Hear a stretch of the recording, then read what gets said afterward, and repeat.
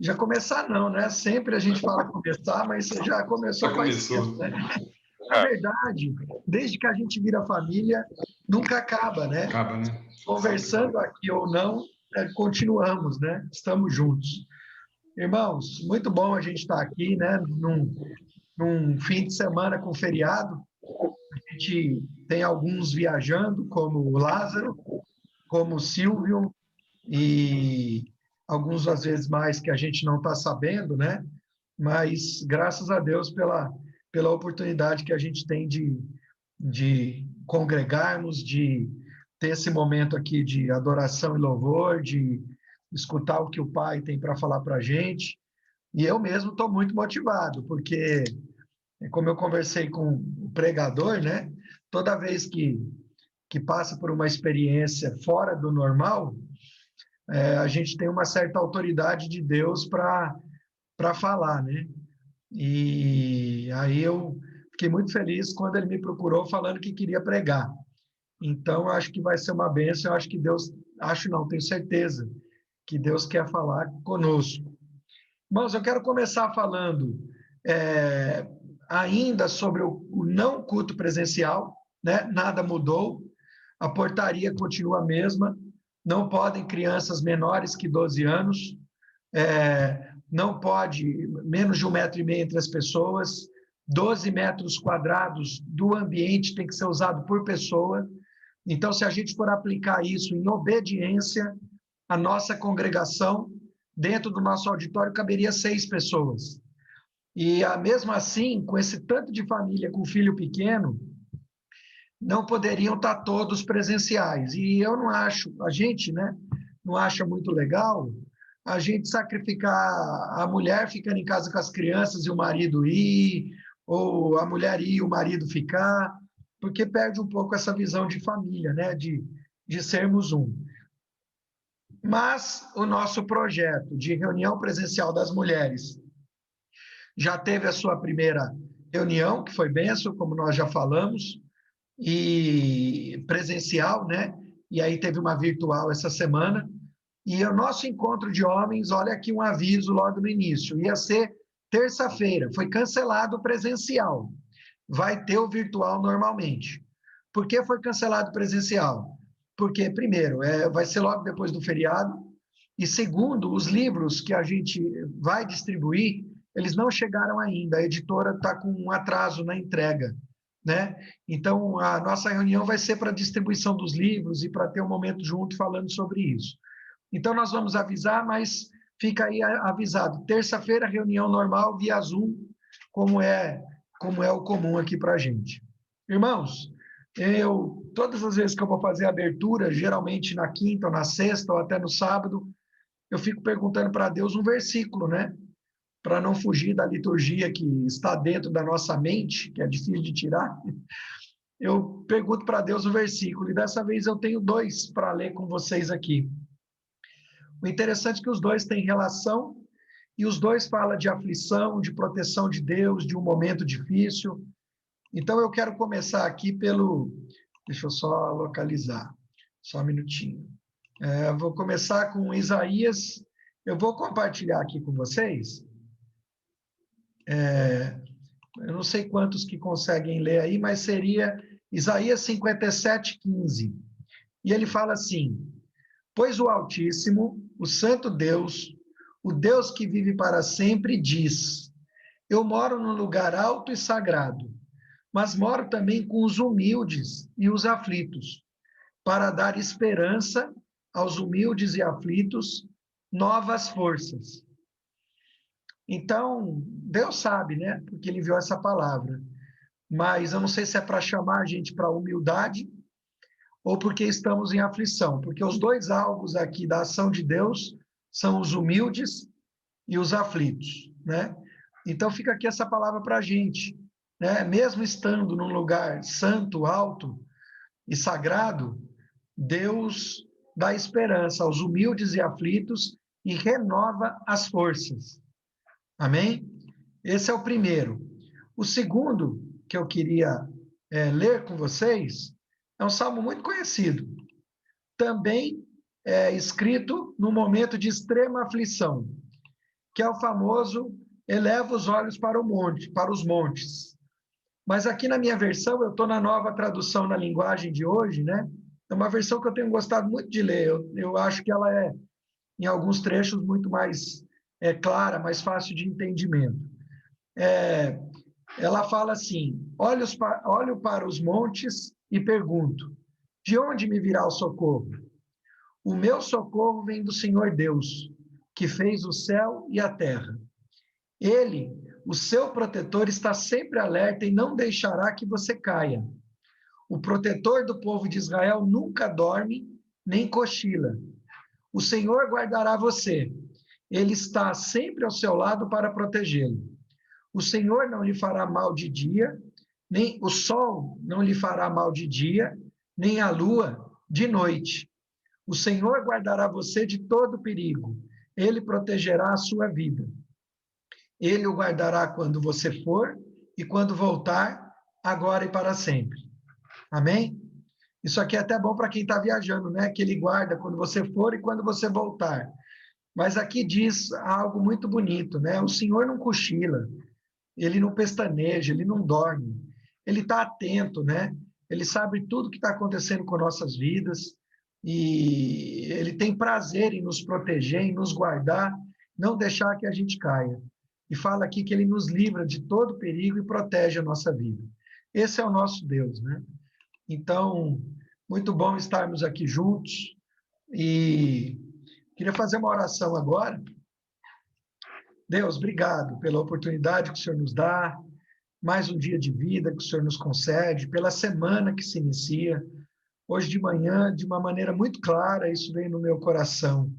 É uma bênção, é um privilégio a gente começar a semana tendo uma reunião de família na presença do Senhor, com o Senhor como nosso Pai, escutando o que o Senhor tem para falar, porque é isso mesmo, né? Hoje é domingo, é o início da semana, e é a primeira atividade que a gente está tendo, e isso é maravilhoso, saber que nós estamos começando da melhor maneira possível. Assim, Deus, obrigado por essa palavra, e porque o Senhor nos amou e nos ama, independente de nossa infidelidade, de nossos pecados. Deus, eu peço que o sangue de Jesus nos lave de tudo que pode nos separar do Senhor, e mais do que isso, né? Além de lavar os pecados cometidos, que o Senhor nos ajude a batalhar contra essa tendência pecaminosa que existe em nós, contra a nossa carne, contra esse mundo que nos assedia, contra o inimigo das nossas almas. Deus, nós precisamos do Senhor, nós somos seus filhos, nós amamos o Senhor e nós temos alegria em saber que o Senhor é um Deus de amor, que nos resgatou da luz para as trevas. Recebe o nosso louvor, nossa adoração, nossos atos, que tudo que a gente faça seja para honrar e glorificar o Senhor. Em nome de Jesus. Irmãos, eu vou colocar agora uma música aqui para a gente, e vocês, por favor, se a qualidade não estiver boa, pode me avisar aqui no chat, porque até hoje eu não sou muito tranquilo, eu sempre acho que ela tem... Eu ouço muito bem, acho que os outros não estão ouvindo. É um hino numa versão do Fernandinho. Eterno Deus, nesta noite de festa, opera em nosso meio, toca as nossas vidas, salva por tua graça e para a glória do teu nome, em nome de Jesus. Amém.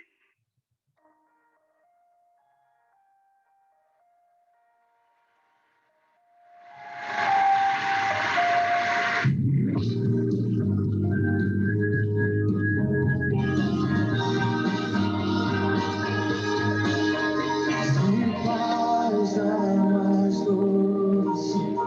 Vida é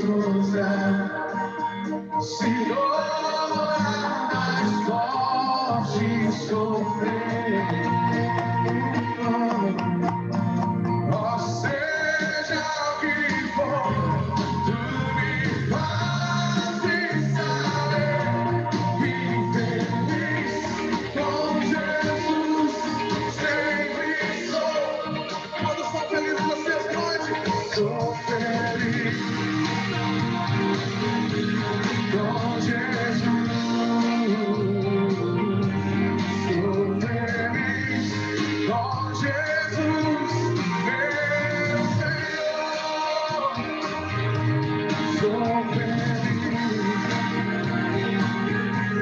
com Jesus. Sou feliz com Jesus, meu Senhor.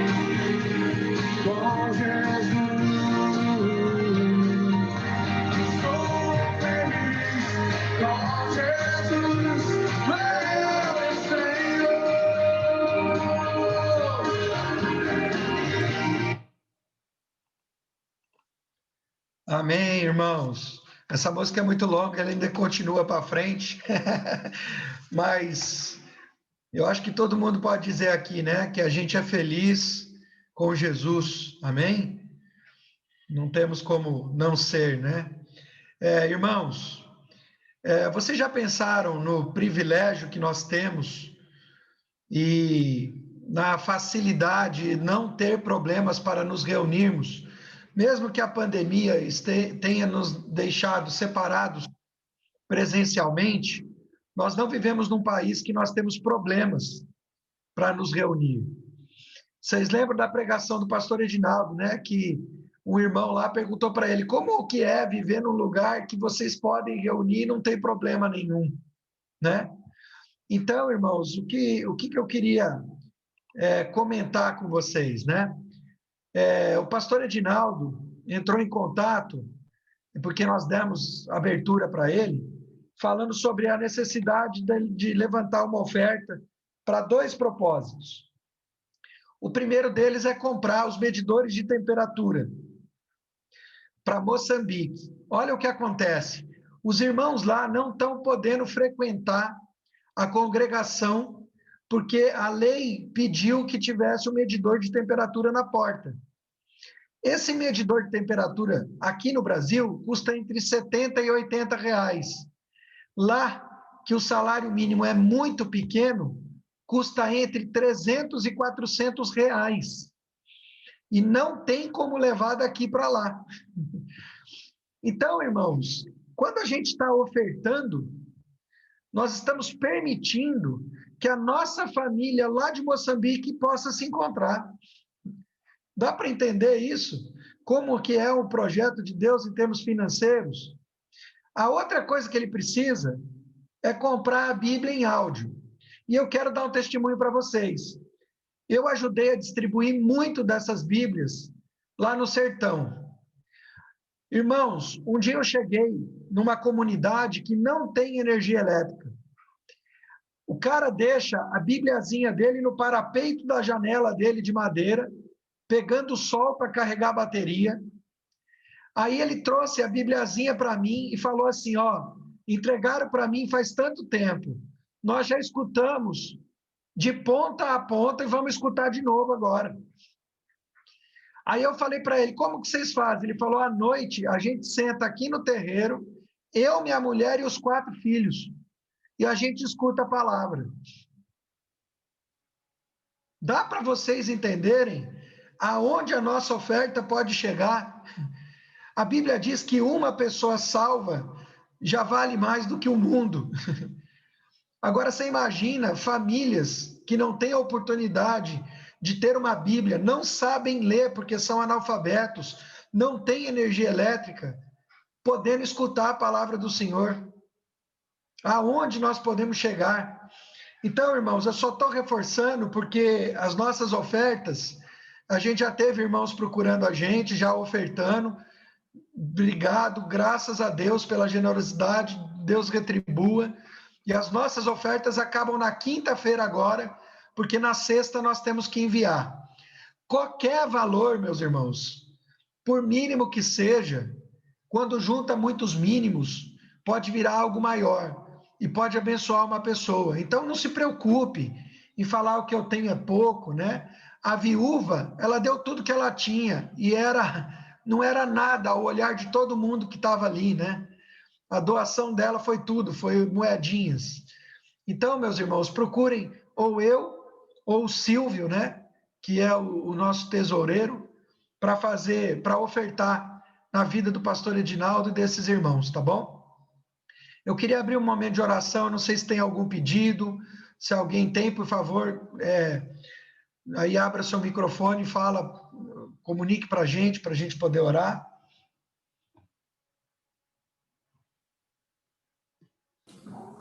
Quero aproveitar, bom dia, irmãos, graça e paz, pedir oração pela Célia Maria, minha irmã, aquela irmã minha que fez a cirurgia, né, na cabeça, e a Luzia também, que é outra irmã minha.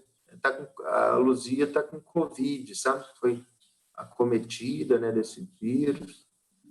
E a Célia pela recuperação dela, que fez aquela cirurgia, ainda está em processo ainda de recuperação. Obrigado, irmãos. Mo, eu queria pedir pela Sofia. Ezequiel, repete só, é Célia Maria e? Luzia. E Luzia. Luzia. Tá. Francis, Sofia. Traz um breve relato, né? Ela está com um tumor na cabecinha, é isso? Ela está com tumor na cabeça, já fez sessões de radioterapia, várias, não funcionou, e agora eles vão tentar a intervenção cirúrgica, que é muito arriscada. Ela pode perder a vida ou pode ter sequelas graves. Então, o caso dela é muito grave e ela tem 5 anos, os pais estão bem abalados. E eles são cristãos, né, amor? Daqui são irmãos nossos na fé. Mais alguém? Quero colocar o Paulo Júnior Carol com essa suspeita de Covid também.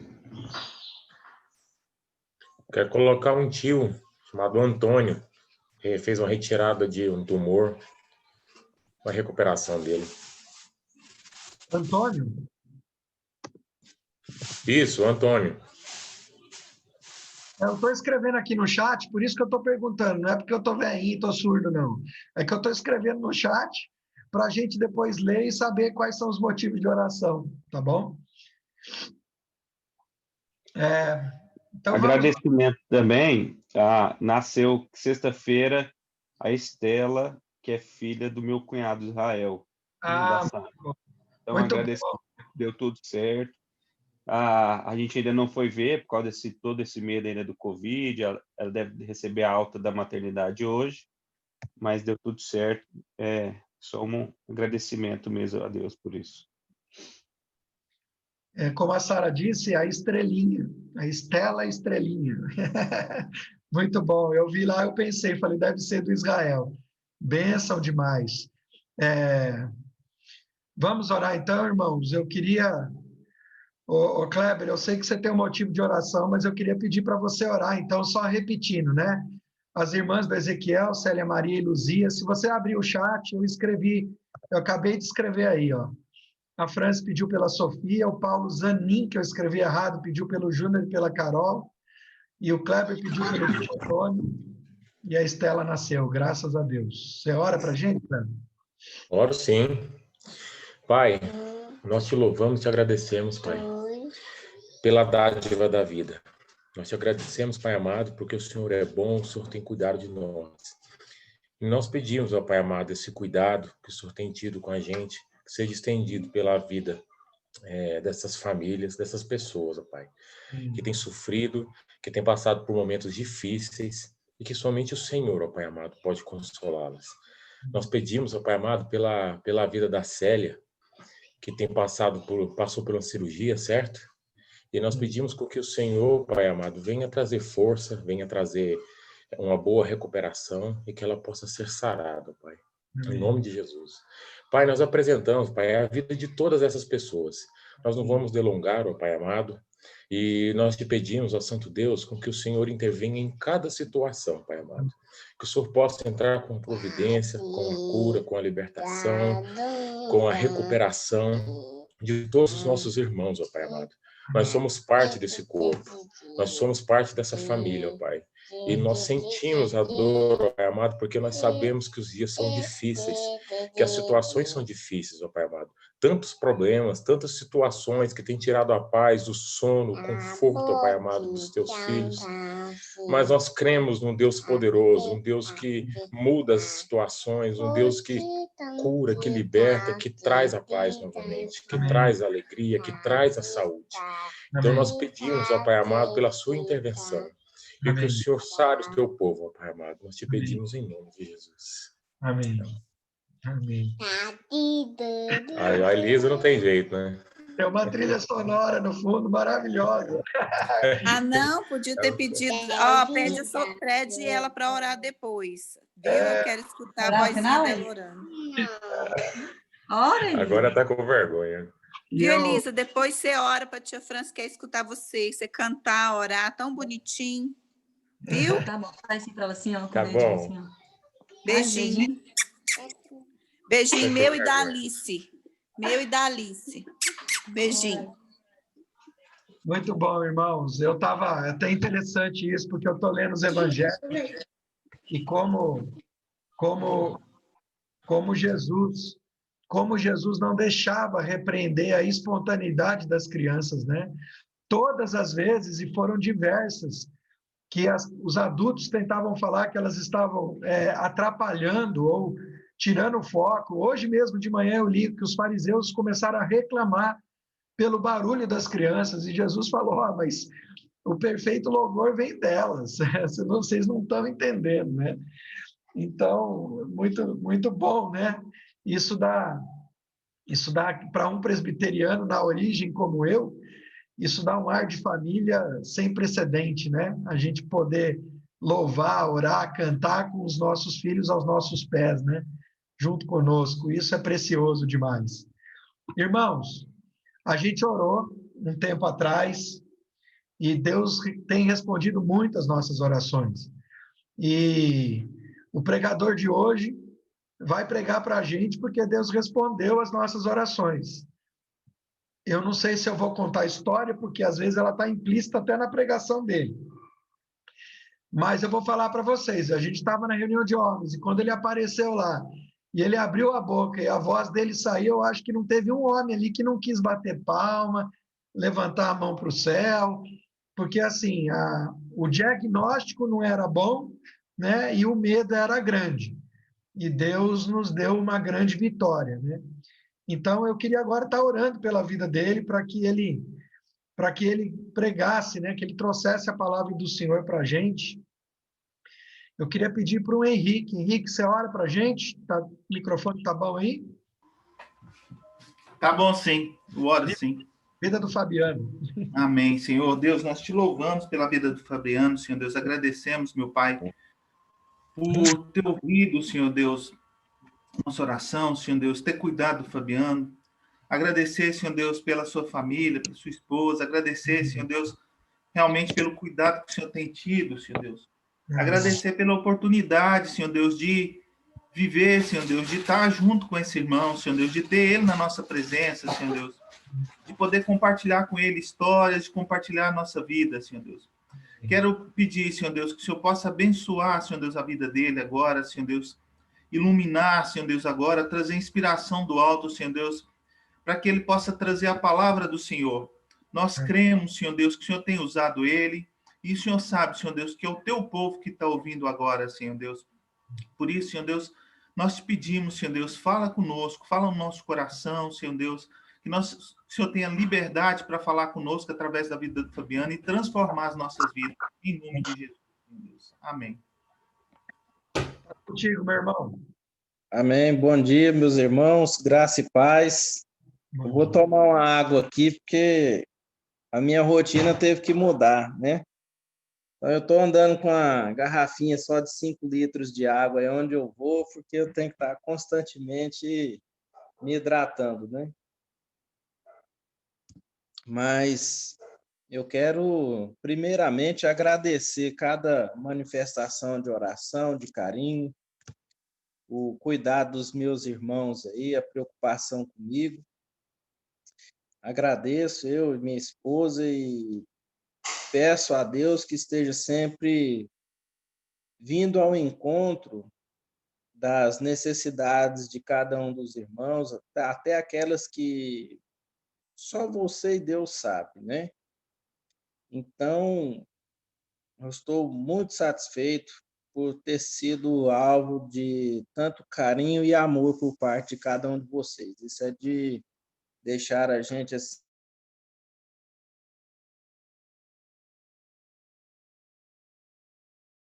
tem ficado, de certa forma, escassa, né?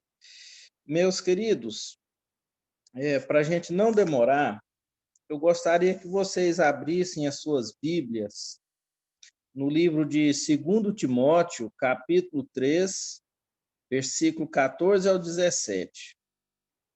2 Timóteo, capítulo 3, versículo 14 ao 17.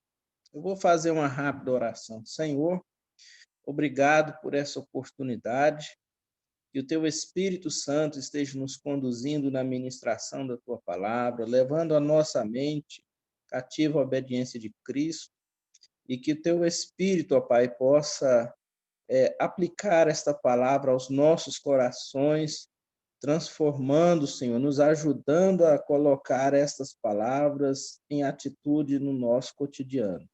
Assim agradecemos ao Senhor, em nome de Jesus. Amém. Fabiano, meu irmão, qual a versão que você está usando? Porque às vezes eu coloco na tela.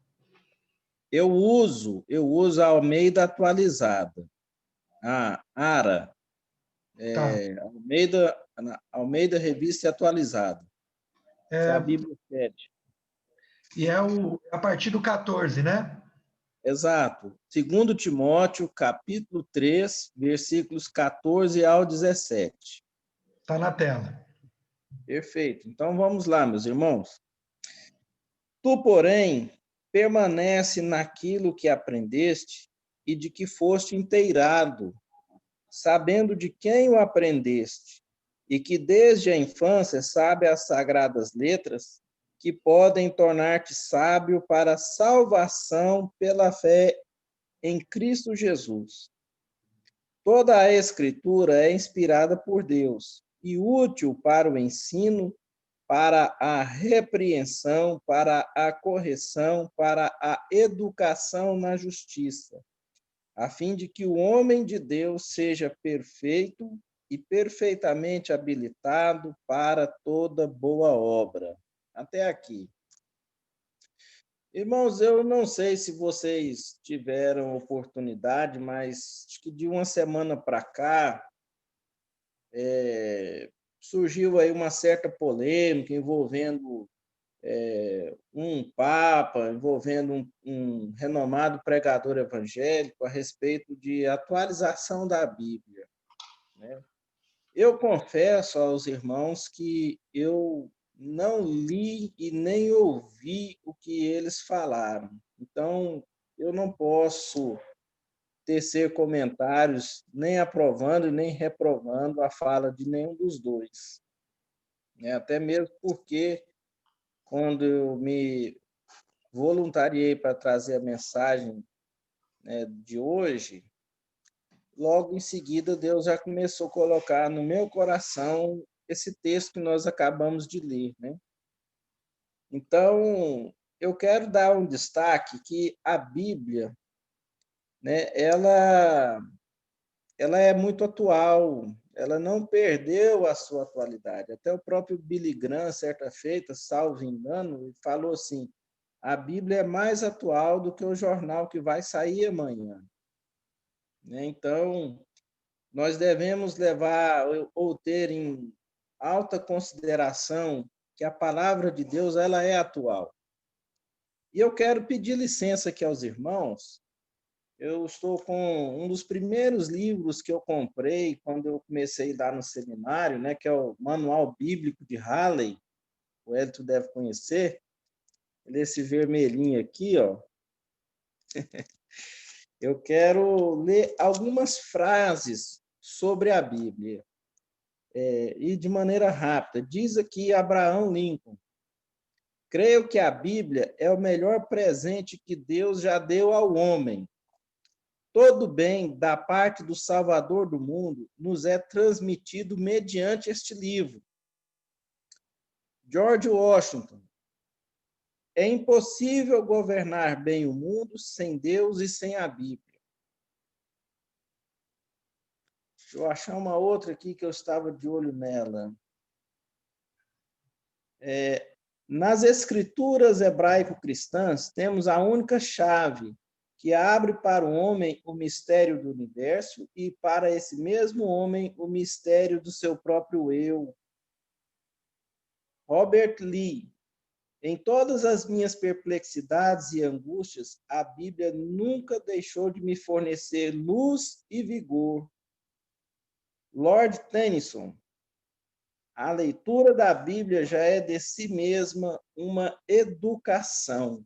Não vou ficar apenas com essas frases, porque só por essas frases aí nós já vemos aí pessoas, né, de grande vulto na história, o apreço que elas davam, né, a palavra de Deus.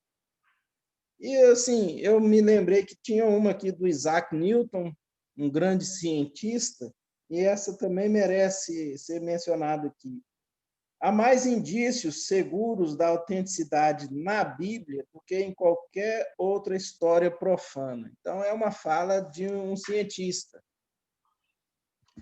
E nós podemos ver, queridos, que tem vindo à tona um acirrado debate sobre a validade, a atualidade das Escrituras, a sua inspiração, né, se elas merecem confiança ou nem tanto, se elas podem ocupar um lugar de absoluto na vida do homem ou não, né? E nós temos visto muitas pessoas relativizando, né, a validade, a origem da palavra de Deus. Eu gostaria de mencionar hoje eu quero ler bastante aqui, eu gostaria de mencionar um parágrafo apenas do livro A Guerra pela Verdade, de John MacArthur. Abre aspas. A ideia de que a mensagem cristã deve ser mantida, adaptável e ambígua parece especialmente atraente aos jovens que vivem em harmonia com a cultura e amam o espírito desta época, e não podem suportar a verdade bíblica autoritária, seja aplicada com precisão como um corretivo para estilos de vida mundanos, mentes profanas e comportamento ímpio. E o veneno desta perspectiva está sendo injetado cada vez mais na igreja evangélica. Palavras aí do John MacArthur. Esta epístola, né, que nós acabamos de ler aqui em 2 Timóteo, capítulo 3, versículo 14 ao 17, essa epístola foi escrita por volta do ano 64 depois de Cristo. E dando destaque, eu quero agora só chamar a atenção dos irmãos aqui para verificarmos no próprio texto sagrado a atualidade da palavra de Deus, em especial nessa porção que nós estamos lendo aqui. Eu quero pegar aqui as epígrafes do capítulo 3, essas epígrafes, elas não são inspiradas por Deus, tá? Mas eu quero citar aqui. O capítulo 3 começa assim, com a seguinte epígrafe: os males e as corrupções dos últimos dias. Aí Paulo começa aqui, sabe, porém isto, nos últimos dias sobrevirão tempos difíceis. Eu pergunto para os irmãos, nós estamos vivendo tempos difíceis? O versículo 2, pois os homens serão egoístas, avarentos, jactanciosos, arrogantes, blasfemadores, desobedientes aos pais, ingratos e irreverentes. Até aqui. Será que nós verificamos na nossa sociedade hoje, no ano 2020, pessoas com essas características? Vamos lá para a segunda epígrafe, que Paulo elogia Timóteo por sua firmeza e o exorta a permanecer leal à verdade. Aí no versículo 10, Paulo diz assim: tu, porém, tens seguido de perto o meu ensino, procedimento, propósito, fé, longanimidade, amor, perseverança. As minhas perseguições, os meus sofrimentos, quais me aconteceram em Antioquia, Icônio e Listra, que variadas perseguições tenho suportado. De todas, entretanto, me livrou o Senhor. Agora, para o versículo 14, está epigrafado a inspiração, valor e utilidade das Escrituras. Tu, porém, permanece naquilo que aprendeste e de que foste inteirado, sabendo de quem o aprendeste, que desde a infância sabe as sagradas letras, que podem tornar-te sábio para a salvação pela fé em Cristo Jesus. Toda a Escritura é inspirada por Deus e útil para o ensino, para a repreensão, para a correção e para a educação na justiça, a fim de que o homem de Deus seja perfeito e perfeitamente habilitado para a boa obra. Amados, se nós parássemos aqui e fôssemos abrir aqui um espaço para cada um ter seu comentário sobre essas epígrafes e sobre esses versículos que acabamos de mencionar, eu acredito que chegaremos à conclusão: olha, parece que a Bíblia foi escrita hoje de manhã, poucas horas antes dessa ministração. Porque tudo que está escrito apenas nessa porção que nós temos lido aqui, nós podemos verificar nos nossos dias de hoje. E esse texto aqui de Paulo, da lavra do apóstolo Paulo, foi escrito no ano 64 depois de Cristo. Então, tem muito tempo que foi escrito essa porção da palavra de Deus aqui para nossa instrução em piedade diante de Deus e dos homens. Então, meus queridos, o apóstolo Paulo orienta Timóteo a respeito das dificuldades. Olha só o resumo aqui para a gente. o apóstolo Paulo orienta Timóteo a respeito das dificuldades que ele encontraria na sua caminhada ministerial, tais como tempos difíceis, demonstrou o seu exemplo no ministério e que Timóteo deveria permanecer fiel à palavra de Deus. Então, meus irmãos, com base nessas informações, eu desejo discorrer sobre o tema permaneça firme na palavra de Deus. Esse é o nosso tema de hoje. Permaneça firme na palavra de Deus.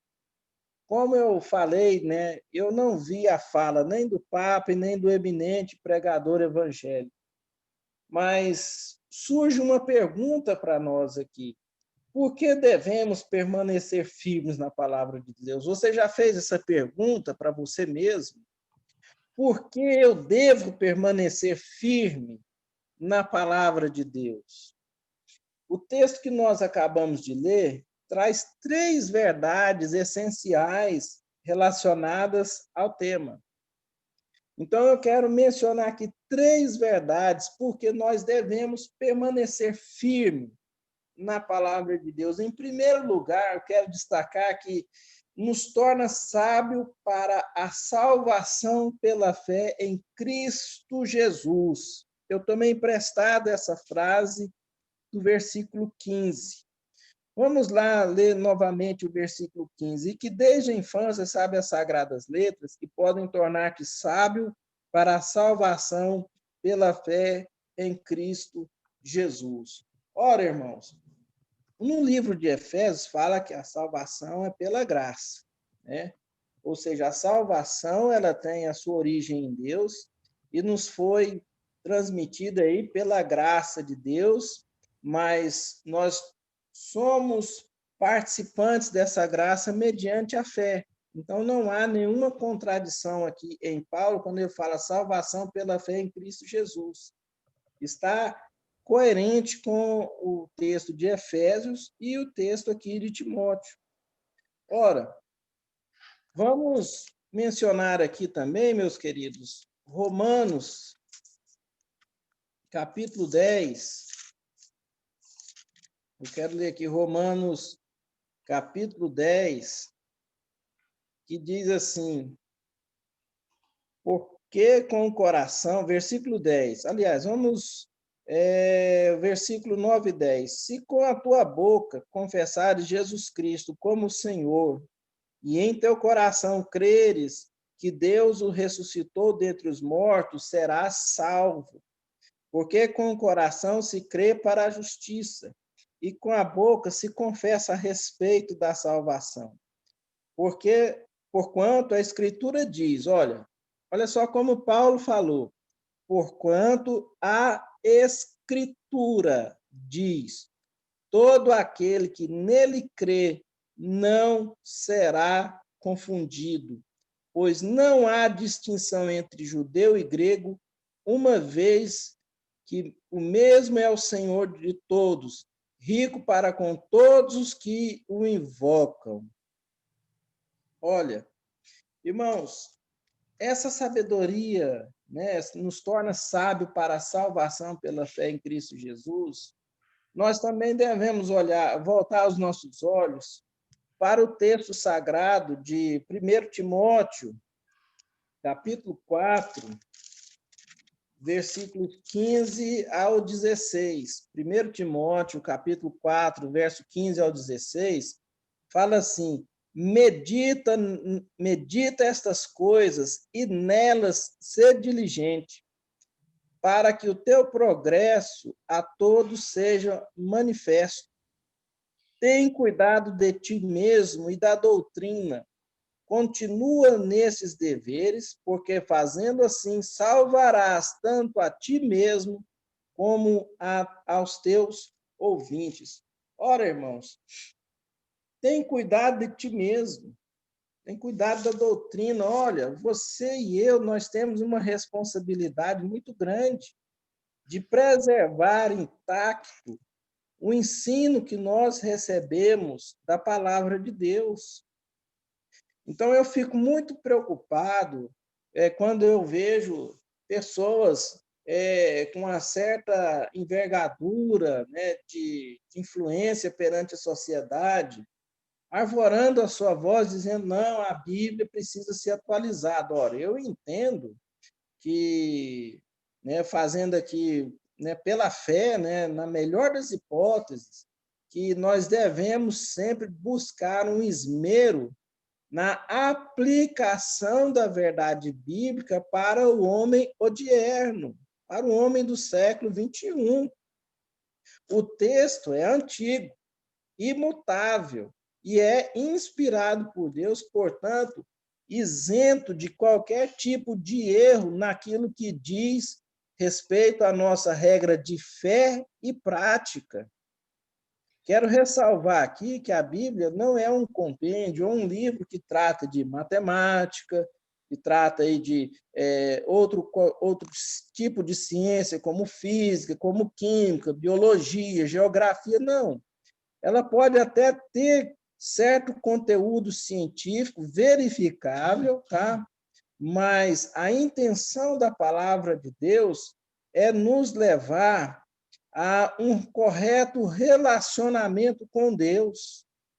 E ela mesmo fala que nós só podemos nos relacionar corretamente com Deus pela fé em Cristo Jesus.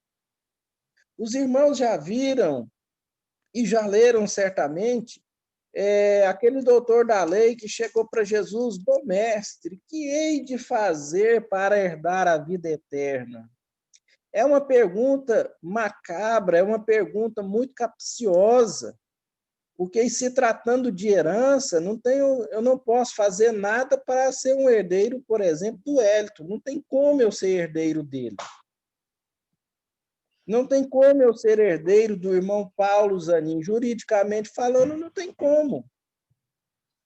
Para ser herdeiro do Hélito, eu teria que ser filho dele, teria que ser esposa dele, né?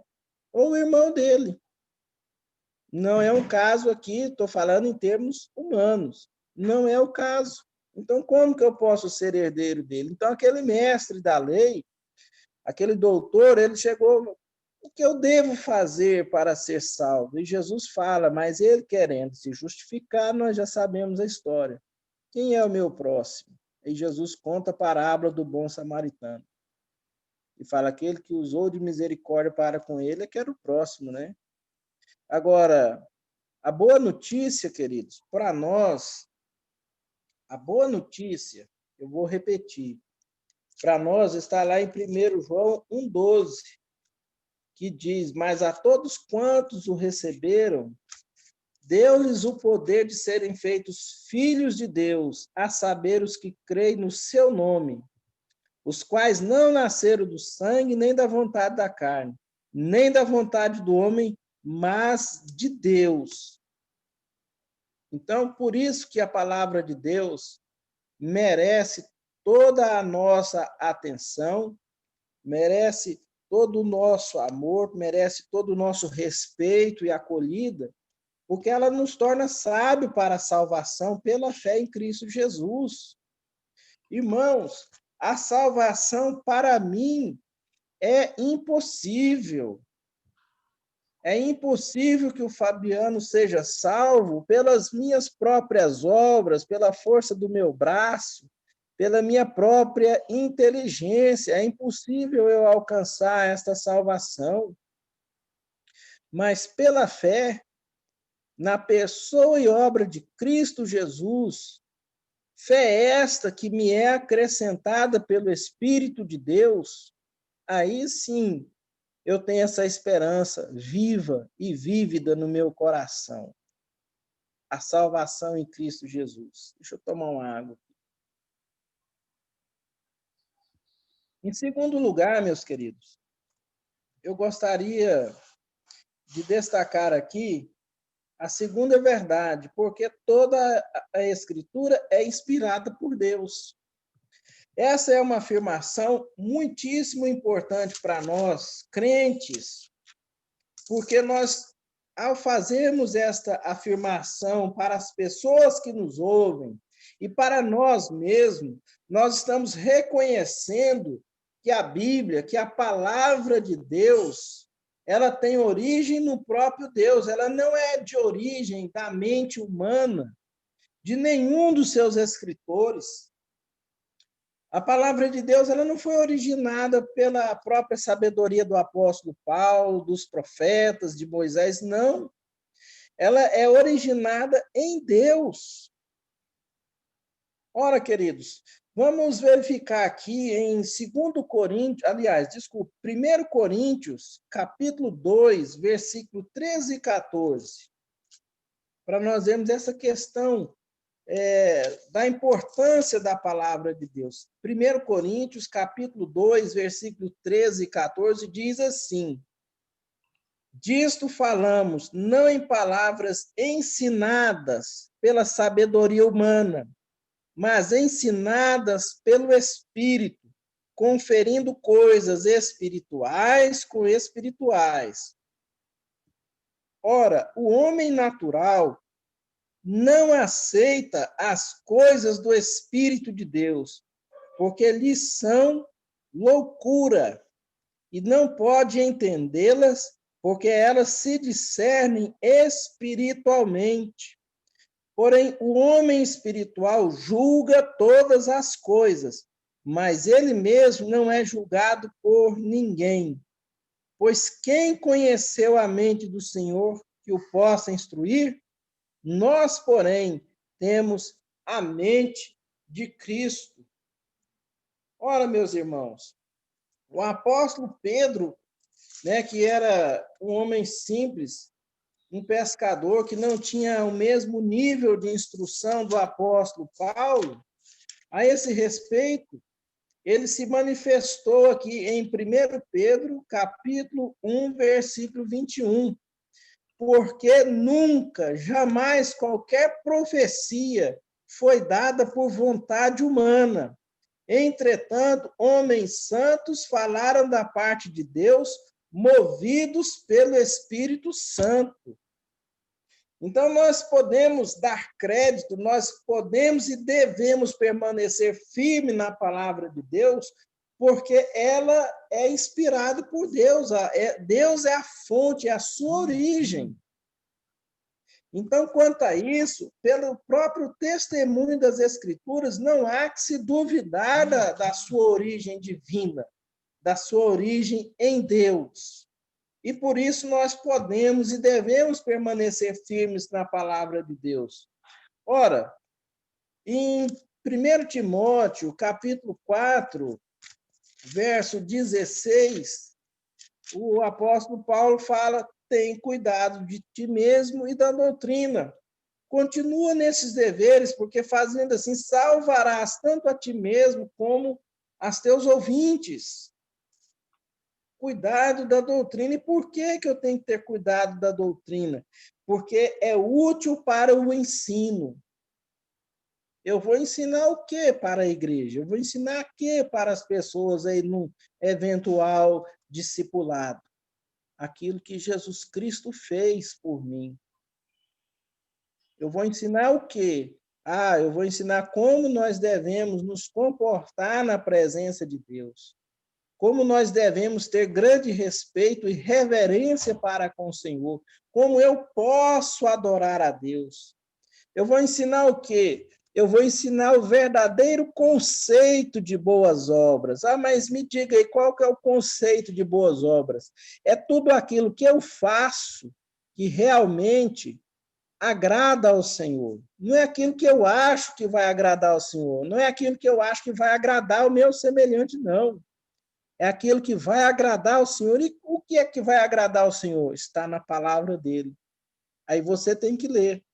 Você tem que meditar nessas coisas, você tem que ter cuidado dessa doutrina. Ora, irmãos, naquilo que eu quero até voltar aqui no versículo 14, fala o seguinte: tu, porém, permanece naquilo que aprendeste e que foste inteirado, sabendo de quem o aprendeste. Ora, é uma responsabilidade muito grande essa questão do discipulado e a palavra de Deus. É uma questão muito intrínseca.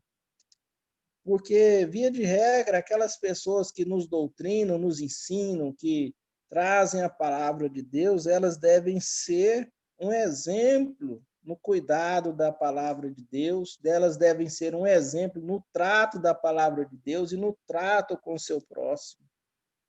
Eu não posso fazer uso daquele ditado que diz: faça o que eu digo, mas não faça o que eu faço. Aqui nesse versículo 14 de 2 Timóteo, capítulo 3, faça o que eu digo e faça o que eu faço. Essa é a nossa, vamos colocar assim, a tradução aqui dessa verdade para o nosso português brasileiro, né? Paulo falando para Timóteo: faça o que eu digo e faça o que eu faço. Então, meus irmãos, outra palavra que chama a atenção aqui. A palavra, toda a escritura é inspirada por Deus, é útil para o ensino, para a repreensão.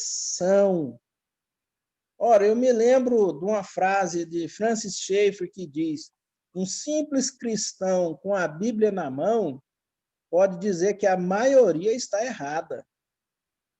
Enquanto o mundo aí fica inventando ideologias que não são comprovadas cientificamente, mas essas ideologias parecem que encontram tanta acolhida nos corações dos incautos, né? Embora os incautos aí sejam PhDs e etc., a palavra de Deus ela é útil para repreensão.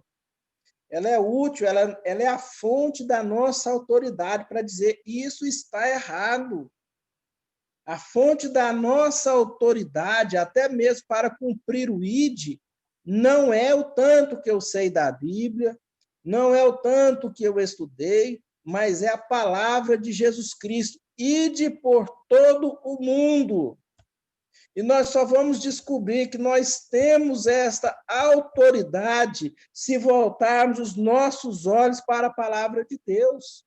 Portanto, a palavra de Deus, ela nos repreende, ela é útil para repreensão, para às vezes a gente estar com aquela indisposição em cumprir o ID, vem a palavra de Deus que fala assim: tem cuidado de ti mesmo e da doutrina. Como crerão se não há quem pregue, como está escrito lá em Romanos 10? A fé vem pelo ouvir e ouvir pela palavra de Deus. Então, queridos, essa repreensão, ela é uma repreensão muito atual, porque ao invés de ser pregado a palavra de Deus devidamente interpretada, né? Porque a Bíblia se interpreta, a Bíblia interpreta a própria Bíblia. Não sou eu que tenho que dizer o que a Bíblia vai falar, não. É a Bíblia que vai me dizer o que eu tenho que falar.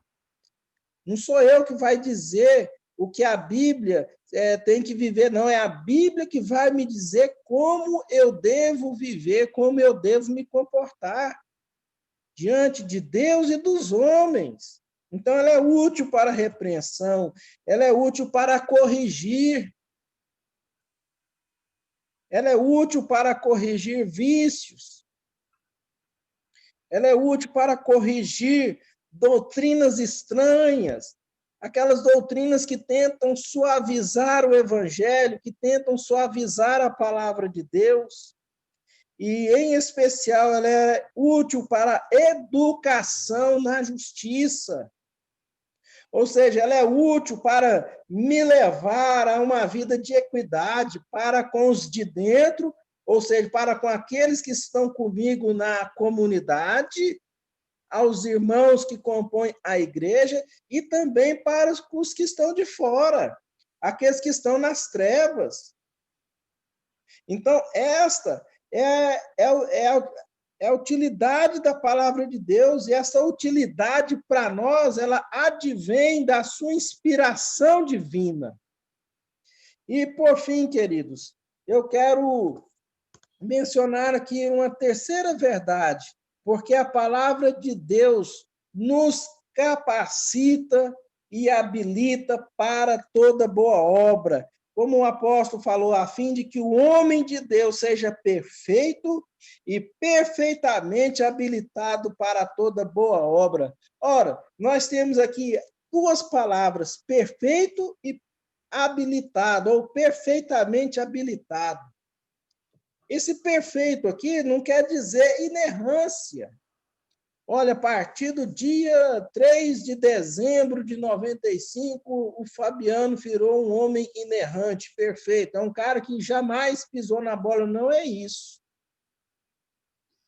Essa perfeição de que trata o versículo 17 está na minha busca, naquele desejo de buscar mais de Deus através da sua palavra, porque a palavra de Deus, ela gera esse desejo no meu coração e acredito no coração dos irmãos também. Ou seja, santificação. Essa perfeição aqui está fazendo alusão a uma santificação moral no nosso estilo de vida. Ora, como que eu posso demonstrar uma santificação? De repente, o irmão Henrique está aí do outro lado, ele é um advogado, está patrocinando a defesa de uma grande causa, mas a parte contrária chega e faz uma proposta indecorosa para ele, fala assim, olha, a minha dívida lá com a empresa tal ou com o Estado, não sei o quê, é de 30 milhões de reais. Eu vou te fazer uma proposta aqui de 5 milhões, mas aí você perde o prazo, ou você renuncia à sua causa, ao direito aí, tudo. Faz alguma coisa para que o seu constituinte perca a oportunidade de me prejudicar com essa cobrança, com essa execução. Mas aí o irmão fala, não, eu não posso fazer isso. Mas por que você não pode fazer isso? Aí ele explica, porque eu sou crente.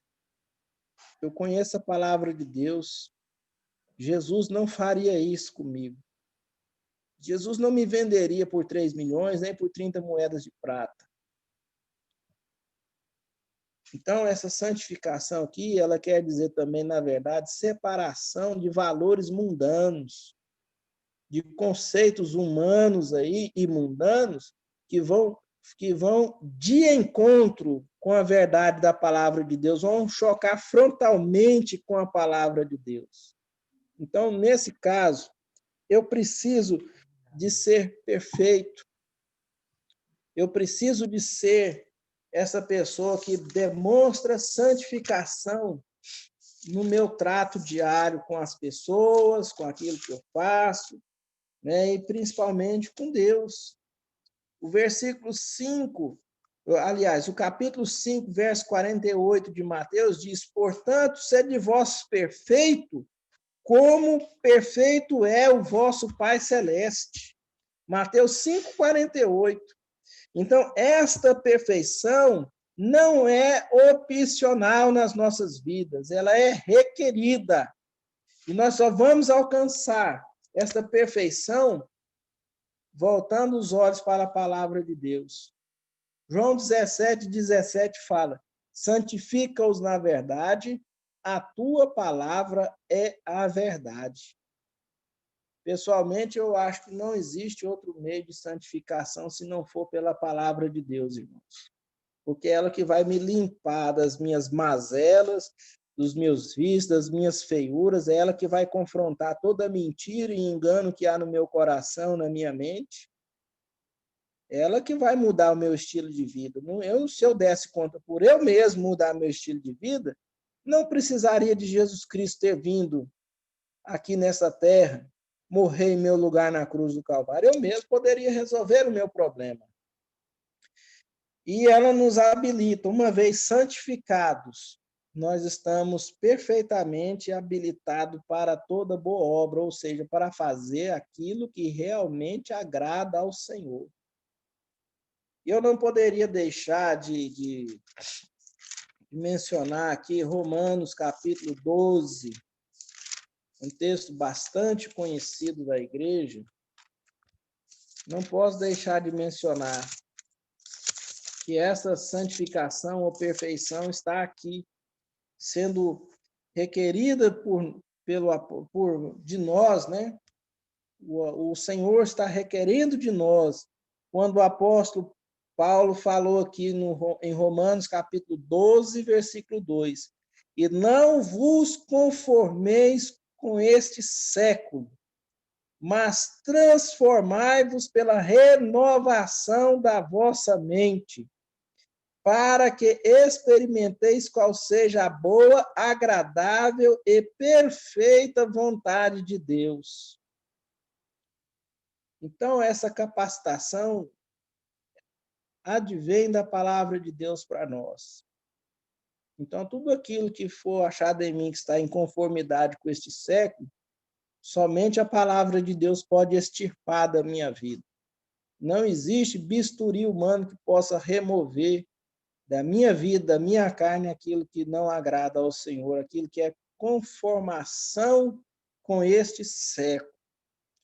E eu quero concluir a minha fala aqui, meus irmãos, nesta manhã, citando também 2 Timóteo, capítulo 2, versículo 21. Assim, pois, se alguém a si mesmo se purificar destes erros, será utensílio para a honra, santificado e útil ao seu possuidor, estando preparado para toda boa obra. Que erros são esses? Podemos olhar aqui no capítulo 3, que nós mencionamos agora há pouco: desafeiçoado, implacável, caluniador, sem domínio de si, cruéis, inimigos do bem, traidores, atrevidos, infatuados, mais amigos dos prazeres que amigos de Deus, tendo forma de piedade, negando-lhe, entretanto, o poder. Foge desse também.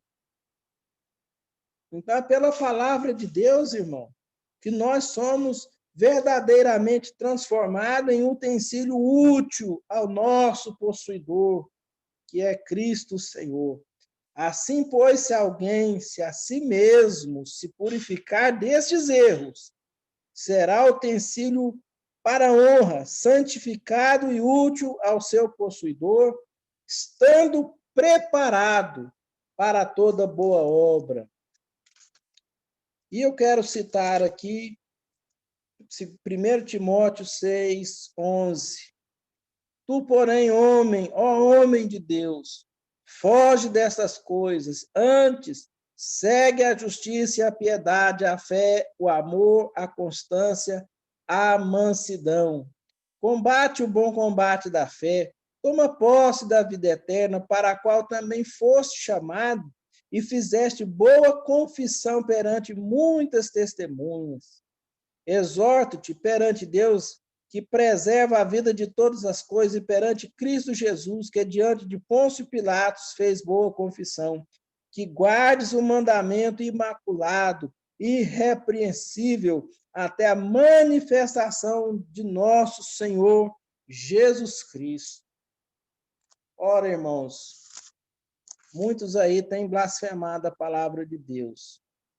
Muitos aí têm relativizado a palavra de Deus. Ontem mesmo ouvi um pregador de televisão que fala que Jesus não nos chamou para sofrer, ele te chamou para você ter uma vida de bênção, de vitórias, etc. e tal. Aí os irmãos vão e leem 2 Coríntios, capítulo 3, 2 Timóteo, capítulo 3, versículo 11, Paulo fala: as minhas perseguições, os meus sofrimentos. E aí, em quem que eu devo acreditar? No pregador da televisão que fala que Jesus não me chamou para sofrer? Ou aqui no que Paulo está falando, as minhas perseguições, os meus sofrimentos, né? De todas, entretanto, me livrou o Senhor. Em quem que eu devo acreditar? A quem que eu devo seguir? Qual que é a bússola que eu devo usar para navegar nesse mundo aqui durante a minha peregrinação? São essas mensagens aí? Ou é o que a palavra de Deus corretamente estabelecida e interpretada me orienta a fazer? Então, meus caros, eu quero deixar essa mensagem para vocês. A palavra de Deus, ela não deve ser atualizada, ela é atual. Ela é atual. Por quê? Porque a fonte dela é Deus. O nosso Deus enxerga lá o nosso passado, enxerga o futuro, ele sabe de tudo. Então, esta palavra, ela é digna de toda a aceitação. Ela é digna da nossa irrestrita obediência. Se a Bíblia fala para não mentir, é porque nós não podemos mentir. Se a Bíblia fala para a gente não adulterar, é porque nós não podemos adulterar. Se a Bíblia fala que nós devemos buscar a face, a presença de Deus a todo tempo, é porque nós devemos buscar a face de Deus a todo tempo. Então, eu quero concluir essa mensagem deixando essas aplicações para os irmãos. Deus abençoe, um grande abraço, é uma satisfação aí poder estar comungando com os irmãos mais uma vez. Amém, meu irmão, amém. Obrigado pela sua palavra. Acho que ela é oportuna. No caso, Fabiano, eu e a Francis, à medida que pudemos, né, nós acompanhamos todo esse desenrolar em relação à fala do Ed René, né? Lembrando que o Ed René, ele já foi muito próximo de nós, porque na missão na íntegra ele esteve na Sal da Terra. Por 3 anos ele andou com a gente aqui. E apesar de suas convicções fortes e poder não concordar com algumas coisas, não tenho dúvida que é um homem de Deus. E só para citar uma coisa que eu acho que aconteceu ali, né? Eu acho que ele foi infeliz na colocação dele. E o povo do mal, aproveitando a infelicidade, cortou a frase isolada da pregação dele e publicou. Então, isso fez com que colocassem palavras na boca dele que ele não disse.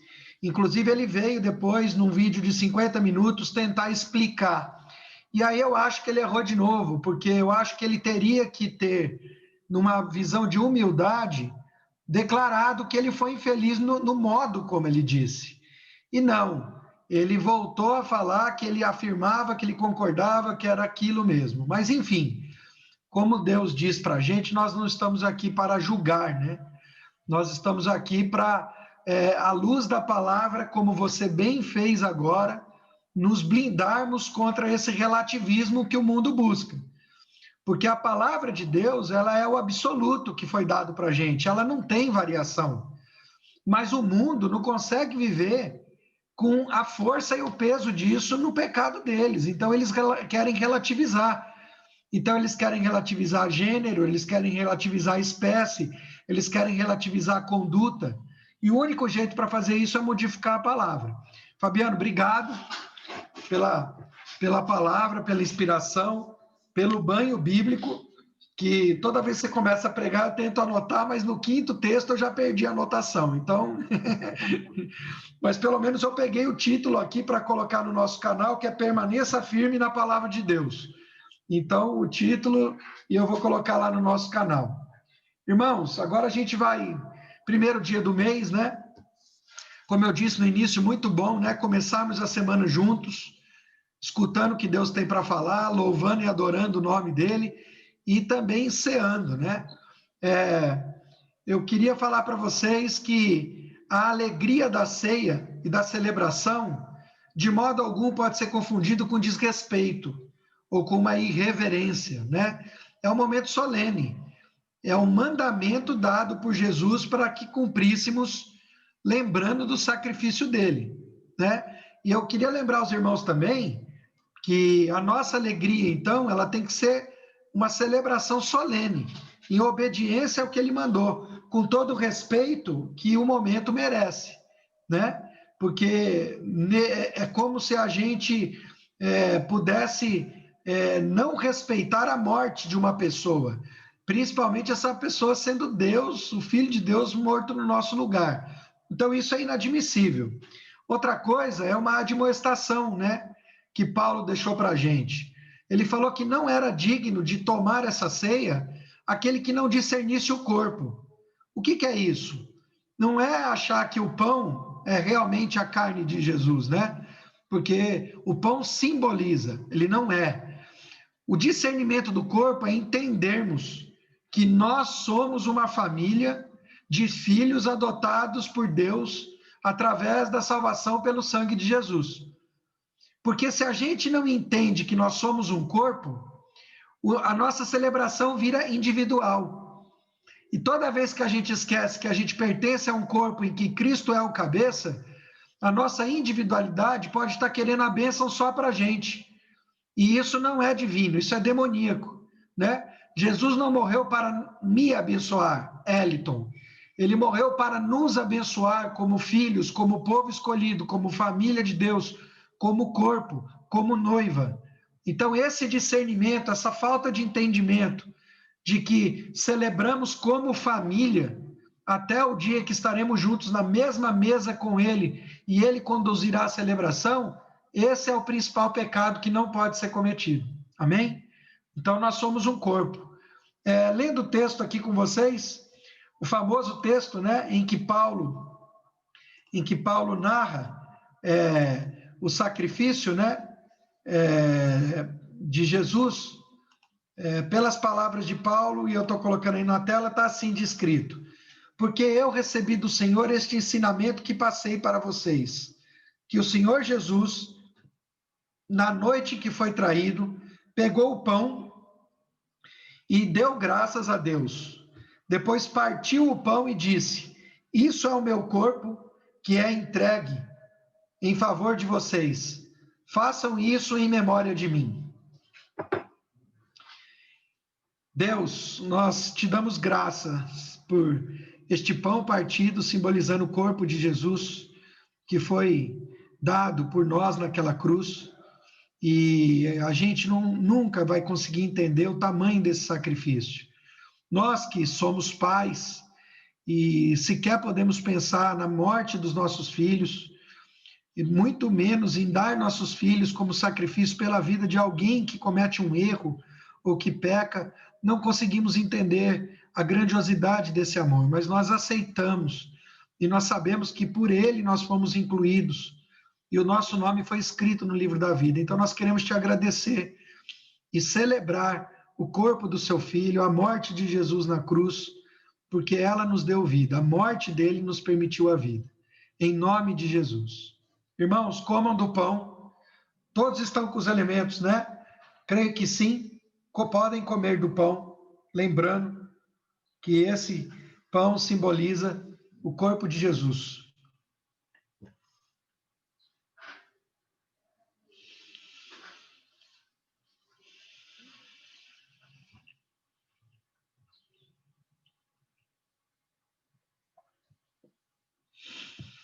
Lá na presbiteriana, depois que todo mundo come o pão, quem comeu senta. Então aí o pastor sabe se já todo mundo está pronto para o cálice. Aqui não dá para ver se está sentado, se está de pé, né? Mas eu vou esperar um minutinho.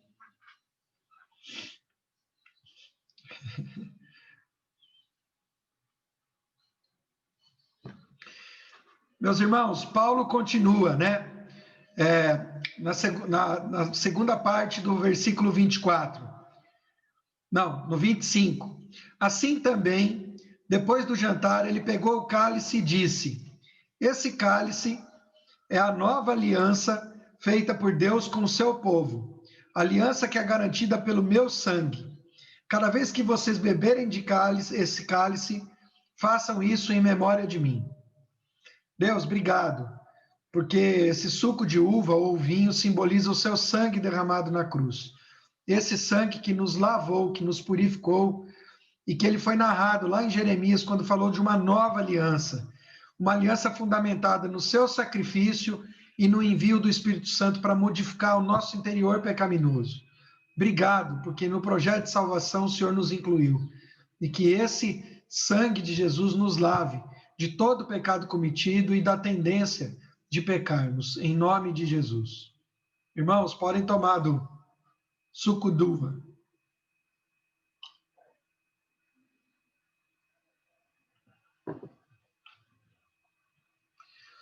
E ele terminou, né? De maneira que cada vez que vocês comem deste pão e bebem desse cálice, estão anunciando a morte do Senhor até que ele venha. Irmãos, eu desejo demais isso. eu imagino uma grande mesa no céu e Jesus na ponta dessa mesa, nos conduzindo numa ceia eterna, onde não vai ter mais preocupação, doença, dor, e tudo será como na criação original, né? Graças a Deus, porque Ele nos incluiu nessa ceia.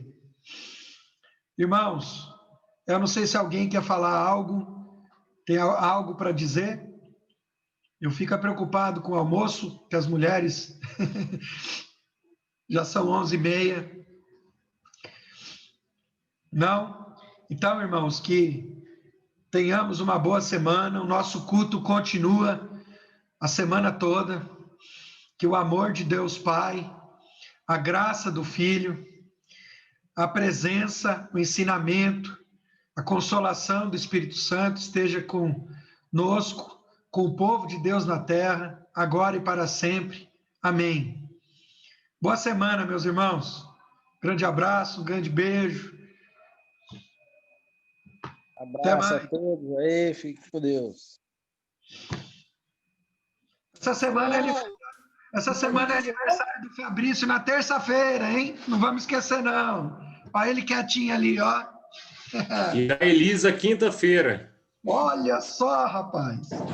Ele vai fazer 3 aninhos. Olha. Vai fazer 3. Fazer 3 aninhos. E o Fabrício vai fazer 80, né? 80, não, 78, irmão. Não deixa ele mais. 70? Ah, então, perdão. Liga o som, Fabrício, liga o som. Aí, ele tá maltratando a gente, deixa mudo.